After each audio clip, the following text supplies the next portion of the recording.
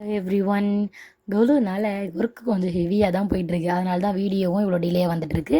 First day Thursday கவுலு வச்ச உடனே நான், அத்தை, பாட்டி எல்லோரும் கிளம்பி போன இடம் தான் நம்ம பாரிஸ்.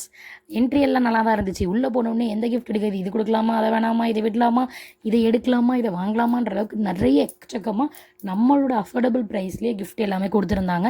அதில் கடைசியாக ஒரு கிஃப்ட் எல்லாத்தையும் சூஸ் பண்ணிட்டோம். அதை பேக் பண்ணி வச்சுட்டு இன்னும் கடையில் போயிட்டு வரதுனா கிஃப்ட் இருக்கா பார்க்கலான்னு சொல்லிட்டு போனோம். குட்டி கேர்ள்ஸ் எல்லாருக்குமே வந்து சின்னதாக ஒரு பவுச். இது ஹோல்சேல் ஷாப்பு. உங்களுக்கு வந்து ரிட்டெயிலாகவும் கொடுப்பாங்க, ஹோல்சேலாகவும் இங்கே மட்டும்தான் கொடுப்பாங்க. ஸோ நீங்கள் இதை யூஸ் பண்ணிக்கலாம். மற்ற எல்லா கடையிலுமே ஒன்லி ஹோல்சேல் மட்டும்தான், ரீட்டைல் கொடுக்க மாட்டாங்க. ஸோ அதுவும் பர்ச்சேஸ் பண்ணிவிட்டு வந்துட்டோம்.